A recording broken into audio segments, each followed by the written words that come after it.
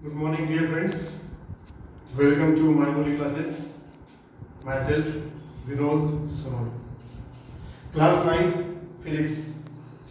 Second lesson आपण discuss करत आहोत आणि तो सेकंड लेसन आहे वर्क अँड एनर्जी. याच्यापैकी वर्क हा जो कन्सेप्ट आहे किंवा हा जो पार्ट आहे हा आपला मागच्या व्हिडिओ लेक्चरला कंप्लीट झाला आहे. त्याचे न्यूमेरिकल प्रॉब्लेम्स आपण डिस्कस केलेले आहेत. Now today the second part of the lesson and that is energy. Energy हा फार परिचयाचा तुमचा शब्द आहे. बऱ्याच ठिकाणी तुम्ही ऐकला आहे, तुम्ही कदाचित पुष्कळ वेळा बोललेलं असाल, सुना है, आपने इसको यूज किया है. क्या होता है एनर्जी? एनर्जी नेमकं काय आहे? सायंटिफिकली एनर्जीला कशा प्रकारे आपल्याला डिस्कस करता येईल त्याच्या आधी पेज नंबर 22 वरती काही एक्झाम्पल्स तुम्हाला दिलेले आहेत.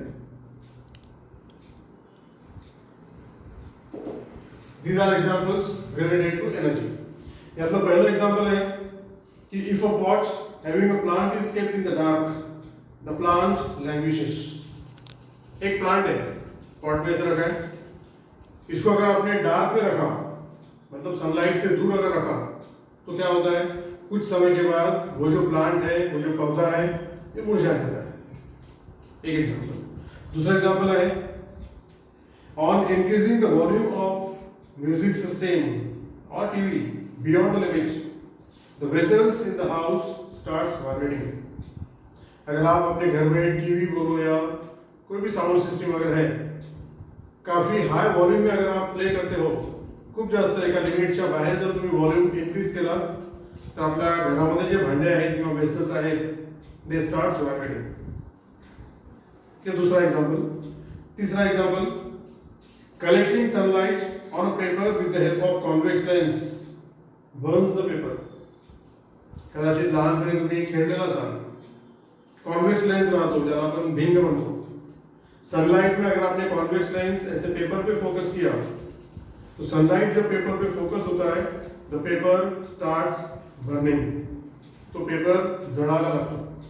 आता हे जे तीन एक्झाम्पल आहेत, या एक्झाम्पल मध्ये जो काही प्रकार घडत आहे तो कशामुळे घडतो तर त्याच्या मागचं कारण आहे एनर्जी.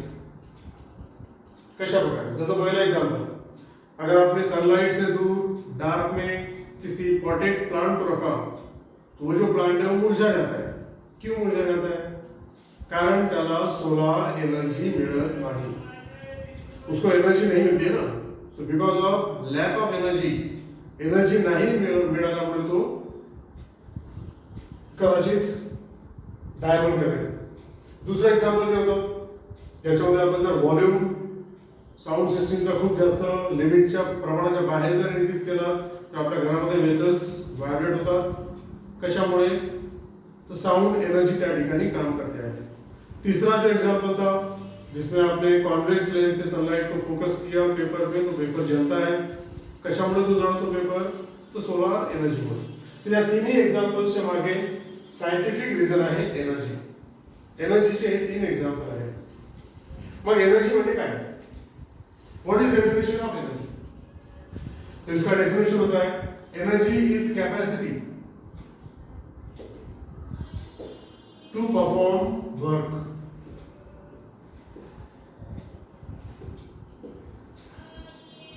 कोणत्याही ऑब्जेक्टची किंवा कोणत्याही बॉडीची वर्क करण्याची जी कॅपॅसिटी आहे त्यालाच म्हटलं जातं एनर्जी. एक सेंटेंस इसका बनेगा that is given in on page number 22. The capacity of a body to perform work is called energy. So simple and so easy. The capacity of a body to perform work is called energy. जर एखादी body work करत आहे म्हणजे त्या बॉडीमध्ये work करण्याची capacity आहे, म्हणजेच त्या बॉडीमध्ये एनर्जी आहे. एनर्जी असेल तरच ती बॉडी वर्क करू शकते.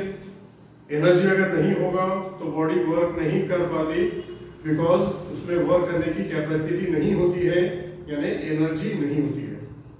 लक्षात राहील. So what is energy? The capacity of a body to perform work is called energy. Capacity to perform work. Clear? Next. आता ही जी एनर्जी आहे ही कोणत्या प्रकारची आहे? So there are various forms of energy, there are various types of energy. Energy exist in lots of forms. खूप सारे फॉर्म्स आहेत. कदाचित पुष्कळ फॉर्म तुम्हाला माहिती पण असतील. लाईट एनर्जी आहे, साऊंड एनर्जी आहे, मॅग्नेटिक एनर्जी आहे, केमिकल एनर्जी आहे, सोलार एनर्जी आहे, न्यूक्लियर एनर्जी आहे, विंड एनर्जी आहे, वॉटर एनर्जी आहे. खूप सारे प्रकार आहेत. So energy exist in various forms. या सगळ्यांपैकी एक फॉर्म आहे एनर्जीचा, ज्याला म्हणतात mechanical energy. One of the forms of energy is mechanical energy. आणि या मेकॅनिकल एनर्जीचे पुन्हा दोन प्रकार आहेत. इसके भी आगे दो प्रकार हैं. एक आहे कायनेटिक एनर्जी आणि दूसरा आहे पोटेंशियल एनर्जी.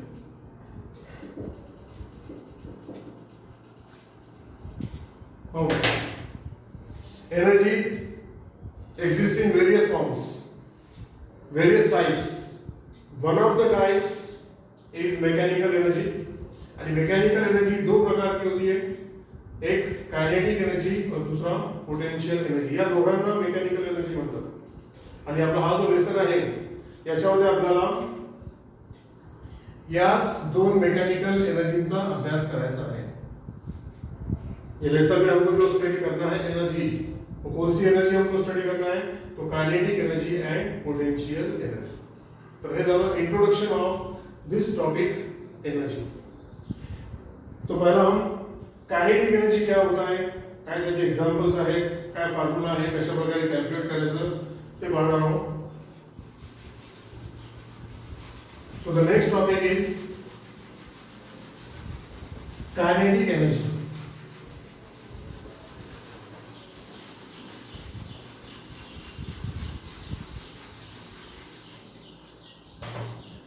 मेकॅनिकल एनर्जी त्याचा पहिला प्रकार आहे कायनेटिक.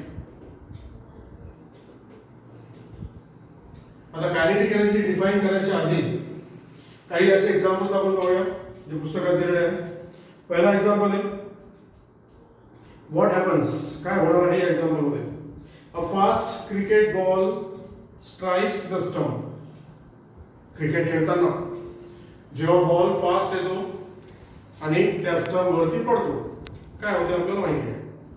दुसरा example, the striker hits a coin on the carrom board. Carrom खेळताना तो जो कॉइन असतो, आपण स्ट्रायकरने त्या कॉइनला हिट करतो. So when the moving striker hit the coin, what happen? तिसरा example, one marble strike another in a game of marbles. Marbles खेळताना एक मार्बल जेव्हा दुसऱ्या मार्बलला स्ट्राइक करतो, व्हॉट हॅपन? इथे पुस्तकामध्ये प्रश्न विचारलेला आहे what happen.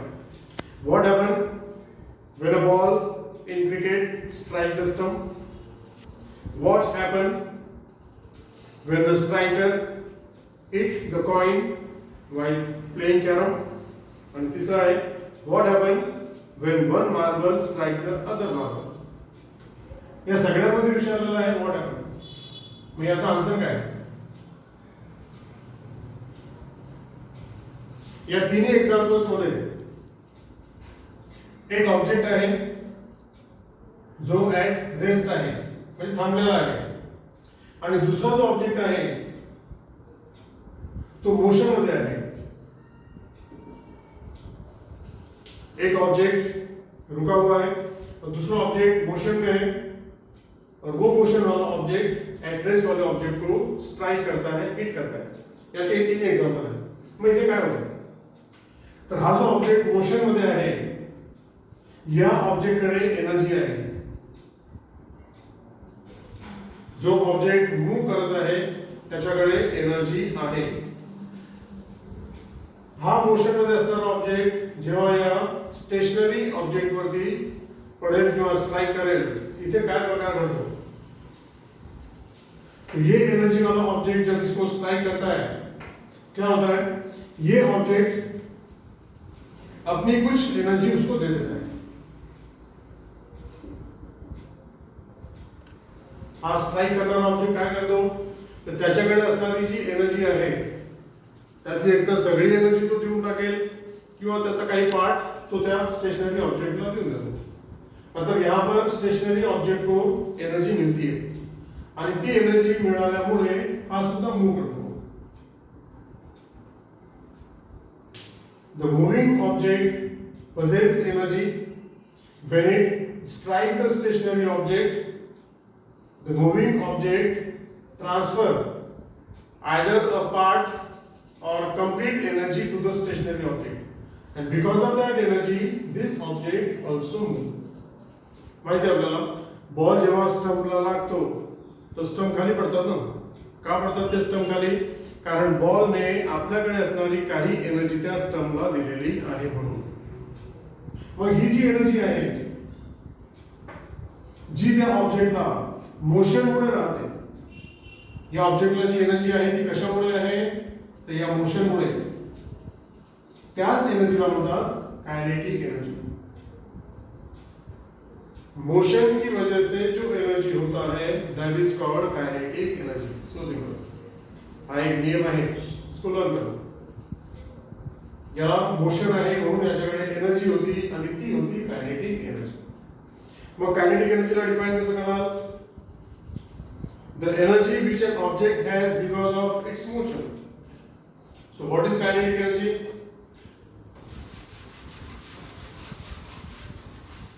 Definition of kinetic energy: the energy which an object has due to motion is called kinetic energy. Motion मुळे ऑब्जेक्टला असणारी एनर्जी कायनेटिक एनर्जी आहे असं म्हणतात. The energy which an object has due to motion is called kinetic energy. याला तुम्हाला असे सांगेल, the energy possessed by an object due to motion. I repeat, the energy possessed by an object due to motion is called kinetic energy. किंवा मग पुस्तकामधला जो sentence आहे तो तुम्ही लर्न करू शकता. The energy which an object has because of its motion is called kinetic energy. Clear? Next. आता या ठिकाणी हा स्टेशनरी ऑब्जेक्ट होता, म्हणजे एका ठिकाणी थांबलेला होता. इकडनं एक ऑब्जेक्ट मोशन मध्ये येत आहे आणि तो त्याला स्ट्राइक करतो आहे. आता हा जो ऑब्जेक्ट आहे जेव्हा तो स्ट्राइक करेल तो याच्यावरती फोर्स टाकतो. जब एक ऑब्जेक्ट दूसरे ऑब्जेक्ट को स्ट्राइक करता है तो उस पर फोर्स डालता है, तो त्याला पुश करतो. मग हा जो फोर्स आहे या फोर्स मुळे हा ऑब्जेक्ट मूव करणार आहे, म्हणजे याचं होणार आहे डिस्प्लेसमेंट. फोर्स मुळे डिस्प्लेसमेंट झालं म्हणजे या ठिकाणी वर्क झालेला आहे जे आपण कॅल्क्युलेट करतो, force into displacement. So because of the striking object a force act on the stationary object, किंवा आपण असं सांगू शकतो work is done on the stationary object. आता हे वर्क डन किती राहते? So that work done is equal to kinetic energy. जितकी कायनेटिक एनर्जी याच्याकडे असणार आहे तितकंच वर्क या स्टेशनरी ऑब्जेक्ट वरती होणार आहे. तर हा एक नवीन फॉर्म्युला आपल्याला मिळालेला आहे. याच्यावरती प्रॉब्लेम सुद्धा आहेत. कितना होता है कायनेटिक एनर्जी? तो जितना वर्क किया जाएगा, स्ट्राइकिंग ऑब्जेक्ट स्टेशनरी ऑब्जेक्ट वरती वर्क करतो ते जे काही वर्क झालेलं आहे that is equal to kinetic energy. Clear? आता कायनेटिक एनर्जीचे बरेचसे एक्झाम्पल्स तुम्हाला देता येतील. फॉर्म्युला सांगायचा झाला तर हा सुद्धा फॉर्म्युला आहे. Kinetic energy equal to force into displacement, ज्याला आपण वर्क म्हणतो. हा सुद्धा फॉर्म्युला आपल्याला प्रॉब्लेम मध्ये कमी पडणार आहे. एक्झाम्पल्स तुम्हाला कोणतेही सांगता येतील. कोणतेही एक्झाम्पल सांगा ज्याच्यामध्ये ऑब्जेक्ट हा मोशन मध्ये आहे. That poses kinetic energy. A car in motion possesses kinetic energy. A fan in motion possesses kinetic energy. Water जर फ्लो करत आहे तर त्याला सुद्धा कायनेटिक एनर्जी राहते. देखा होगा आपने, जब पानी फ्लो करता है तो अपने साथ साथ छोटे छोटे पत्थर बहा के ले जाता, म्हणजे तो त्यांना वाहून नेण्याचं काम करतो. का करतो? कारण त्या फ्लोइंग वॉटरला कायनेटिक एनर्जी राहते म्हणून. तर कोणताही ऑब्जेक्ट जर इन मोशन मध्ये असेल त्याला कायनेटिक एनर्जी राहते. The energy which an object has due to motion is called kinetic energy. आणि फॉर्म्युला इथे आहे kinetic energy equal to work equal to force into displacement. आता आपल्याला कायनेटिक एनर्जी साठी एक्सप्रेशन काढायचं आहे. Page number 23. टॉपिकचं नाव आहे एक्सप्रेशन फॉर कायनेटिक एनर्जी. आणि फॉर्म्युला कायनेटिक एनर्जी साठी काय फॉर्म्युला आहे तो फॉर्म्युला ऑब्टेन करा. मॅथमॅटिकली आपल्याला फॉर्म्युला काढायचा आहे. याचा 3 मार्कांचा प्रश्न येतो. Obtain expression for kinetic energy of a moving object. Clear? याचा आंसर सांगो. तो सबसे पहले एक एग्जांपल आपको कंसीडर करना है. Consider a stationary object of mass m. Imagine करा हा एक स्टेशनरी ऑब्जेक्ट आहे, म्हणजे थांबलेला एका ठिकाणी थांबलेला ऑब्जेक्ट आहे. याचा मास आहे m. लेट u B it's initial velocity. इसका इनिशियल वेलोसिटी है u. सुरुवातीची त्याची वेलोसिटी u. जर थांबलेला असेल तर u0 राहणार आहे. आता या ऑब्जेक्ट वरती एक फोर्स ऍक्ट होत आहे. Let a force F on that object. मग या फोर्स मुळे काय होणार आहे? या फोर्स मुळे त्याची वेलोसिटी चेंज होणार आहे. समजा सुरुवातीला जी वेलोसिटी u होती अब वो चेंज हो जाएगी. Suppose that has become now v. So this is final velocity. या फोर्स मुळे याच्यावरती एक्सीलरेशन ऍक्ट होणार आहे. इस पे एक्सीलरेशन ऍक्ट होगा.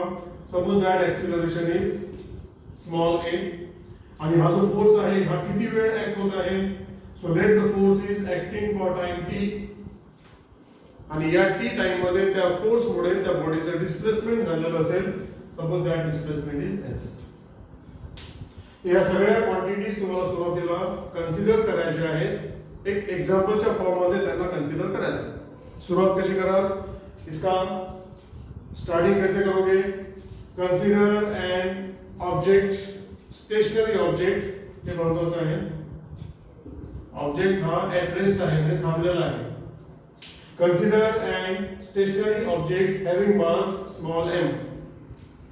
Late u be the initial velocity. A force F act on that object for time t. Due to the force, its velocity changes. Suppose final velocity is v, and during this time, acceleration acting is small a, and the displacement of that object is small s. हे सगळे variables आपण consider केलेले आहेत. So according to Newton's second law, so by Newton's second law, हे आपलं झालेलं आहे. Force equal to mass into acceleration. Direct आपण इक्वेशन लिहिणार आहोत. By Newton second law, force equal to mass into acceleration. Clear? आणि जर आपण इक्वेशन्स ऑफ मोशन अप्लाय केले by second equation of motion, 3 equation आपल्याला माहिती आहे. त्यानंतर सेकंड इक्वेशन आहे s equal to ut plus 1 by 2 at square. This is by Newton's second law, and this is by second equation of motion, displacement equal to ut plus half at square. ठीक आहे. पण आता इथे आपण object हा stationery आहे, म्हणजे object हा थांबलेला आहे, म्हणून त्याची इनिशियल वेलोसिटी किती राहणार आहे? 0. ऑब्जेक्ट अगर रुका हुआ है तो उसका इनिशियल वेलोसिटी कितना होगा? 0 होगा. So here u equal to 0. ते जर आपण इथे पुट केलं, अगर आपने u की वैल्यू 0 यहां डाली, ये पूरा 0 हो जाएगा, and we get s equal to 1 by 2 at square. This is force and this is displacement. तुम्हाला मी आधीच सांगितलं की जेव्हा फोर्स या ऑब्जेक्ट वरती पडेल तर तिथे वर्क होणार आहे, आणि ते वर्क किती राहते? तर फोर्स इनटू डिस्प्लेसमेंट. तो जो वर्क होगा object per that work done will be equal to force into displacement. आपल्याला फोर्स माहिती आहे, डिस्प्लेसमेंट आपल्याला माहिती आहे. इक्वेशन 1 आणि इक्वेशन 2 या दोघांच्या व्हॅल्यूज इथे सबस्टिट्यूट करा, इथे टाका. So we get work equal to force त्याच्या ठिकाणी येणार आहे m into a इक्वेशन 1 नुसार. डिस्प्लेसमेंट उसके प्लेस पे ये आएगा half a into t square. जर याला मल्टीप्लाई केला आपण 1/2 m इंटू, अब ये हो जाएगा a इंटू a स्क्वायर और t square. So we get a square t square. त्या दोघांचं स्क्वायर आपण कंबाईन करूया आणि इथे लिहूया 80. दोघांचं स्क्वेअर आपण कंबाईन करू. तर आपल्याला मिळालेलं आहे work done equal to half m 80 whole square. याला आपण इक्वेशन 3 म्हणूया. Let's call this as equation 3. Now using the first equation of motion, using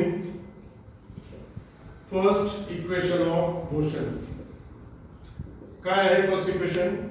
तर इक्वेशन आहे v equal to u plus 80. This is called first equation of motion. Again u equal to 0. कारण object हा stationery आहे, थांबलेला आहे, म्हणून initial velocity 0.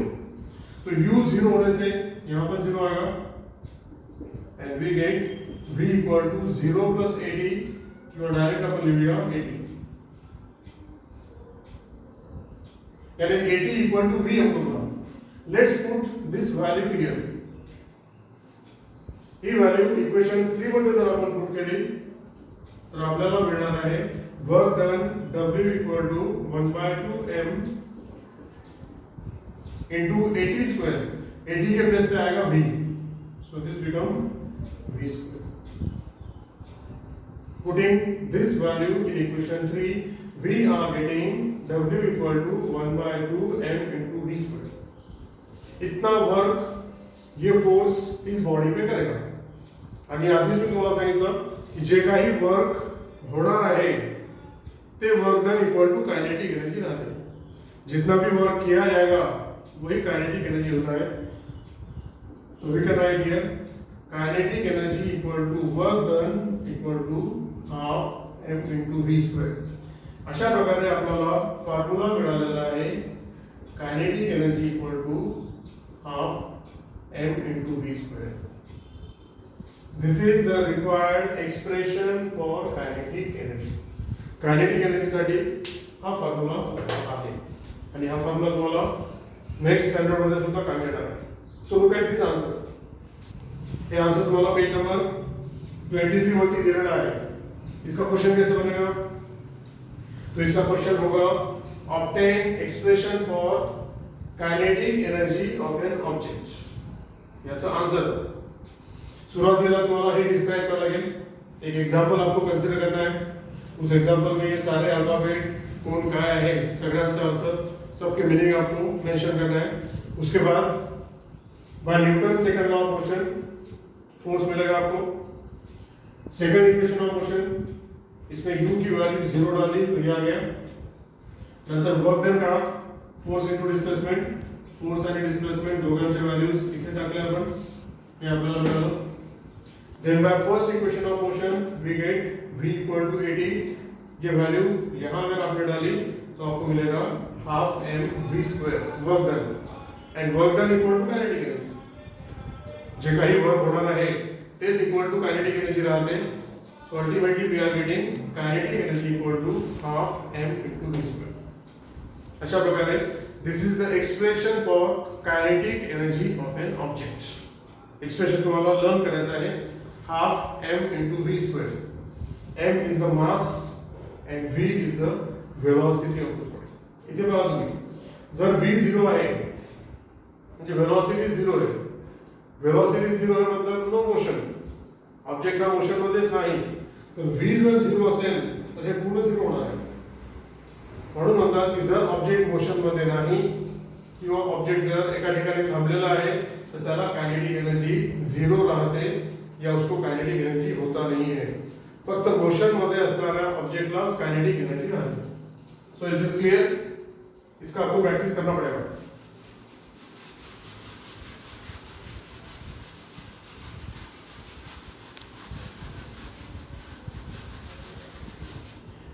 आता बऱ्याच वेळा प्रश्न असे विचारला जातात,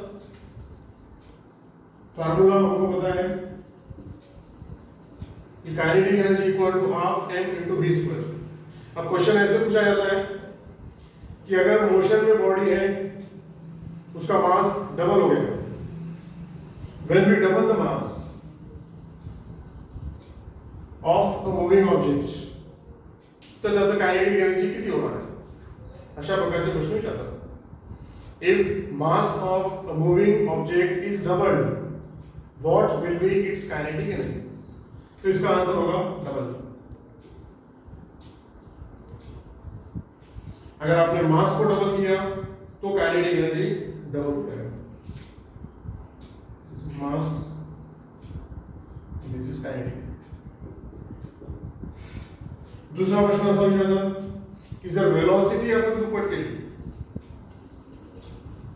अगर आपने मूविंग ऑब्जेक्ट का वेलोसिटी डबल किया तो काइनेटिक एनर्जी कितना होगा ते आपल्याला याच्यावरून सांगता येईल। इथे आहे वेलोसिटी स्क्वायर, यहां वेलोसिटी का स्क्वायर, इसलिए अगर आपने वेलोसिटी को डबल किया तो उसका स्क्वायर कितना होगा 4। म्हणून if U double the velocity, अगर वेलोसिटी को डबल किया तो काइनेटिक एनर्जी कितना होगा, तो आंसर है 4 टाइम्स। त्या ऑब्जेक्टची काइनेटिक एनर्जी ही 4 पट होणार आहे, कारण स्क्वेअर आहे, 2 चा स्क्वेअर 4। अगर वेलोसिटी आपने 3 टाइम्स किया तो काइनेटिक एनर्जी 3 का स्क्वेअर 9 टाइम्स हो जाएगा। जर तुम्ही वेलोसिटी 10 पट केली तो काइनेटिक एनर्जी 10 चा स्क्वेअर 100 टाइम होणार आहे। अशा प्रकारचे प्रश्न तुम्हाला विचारतात, त्याचा आन्सर आपल्याला याच्यावरून देता येईल। So this is expression for kinetic energy. आता आपण कायनेटिक एनर्जीचा एक एक्झाम्पल पाहूया। पेज नंबर 23 वरती एक एक्झाम्पल आहे, व्हेरी सिंपल, फारच सोपं आहे। एक्झाम्पल काय आहे त्याचा आन्सर तुम्हाला मी एक्सप्लेन करतो। तर एक्झाम्पल अशा प्रकारे आहे, a stone having a mass of 250 gram is falling. एक स्टोन आहे, त्याचं मास तुम्हाला दिलेला आहे 250 ग्रॅम। असा हा जो स्टोन आहे it is falling from a height, एका हाइट वरून तो खाली पडत आहे। Next, how much kinetic energy does it have at the moment its velocity is 2 metre per second. Velocity 2 metre per second. जब ऑब्जेक्ट ऐसे नीचे गिरेगा तो उसका वेलोसिटी बढ़ता जाता है, तो जब उसका वेलोसिटी कितना हो जाएगा तो काइनेटिक एनर्जी कितना होगा, त्याची काइनेटिक एनर्जी किती असेल इतकी वेलोसिटी असताना, अशा प्रकारचा प्रश्न आहे। सिंपल, मास आपको दिया है, वेलोसिटी तुम्हाला दिलेली आहे आणि काइनेटिक एनर्जी तुम्हाला कॅल्क्युलेट करायची आहे, फाइंड करायची आहे। मग आपल्याकडे फॉर्म्युला आहे। So what is formula? Kinetic energy equal to half m into v square. आता बरेच विद्यार्थी काय करतात, मास दिलेला आहे, वेलोसिटी दिलेली आहे, या दोघांच्या व्हॅल्यूज इथे टाकतात आणि कॅल्क्युलेशन करून आन्सर काढतात। पण तुम्ही जर या डायरेक्ट व्हॅल्यू इथे टाकल्यात तो तुमचा आन्सर डेफिनेटली चुकणार आहे, आपका आंसर गलत होगा। व्हाय? याचं कारण आहे, mass is given in gram and velocity is given in metre per second. Gram हे सीजीएस युनिट आहे मासचं आणि metre per second it is SI unit of velocity.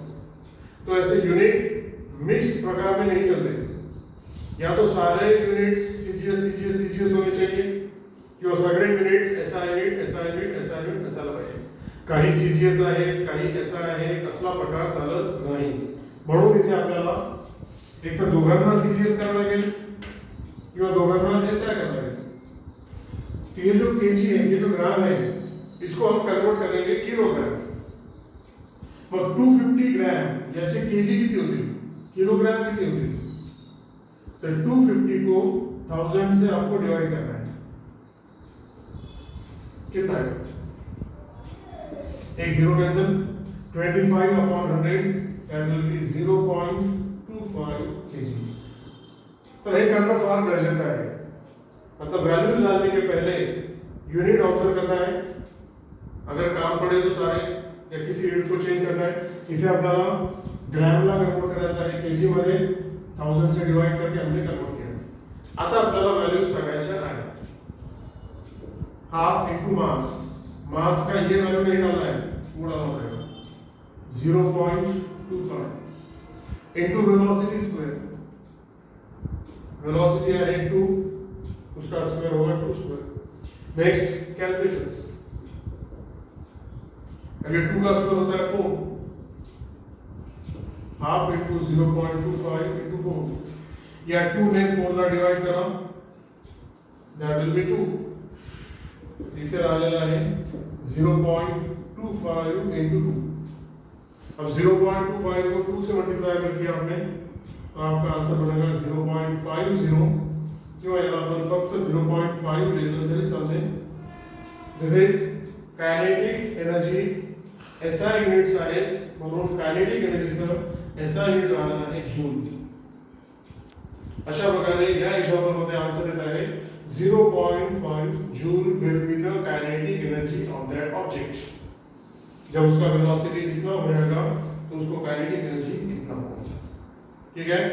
एक शेवटचा सांगतो युनिट्स. कारण एनर्जी काय आहे आपण समजून झालो. Energy is the capacity of a body to perform work. ये मैंने बताया. Now what is SI unit and what is CGS unit of energy. तर वर्क आणि एनर्जी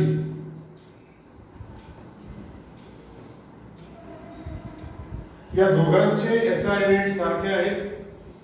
दोनों के CGS यूनिट सेम है. पहले तो ये पॉइंट आपको करना है कि units of work and units of energy are similar. दोघांचे यूनिट सारखे आहेत.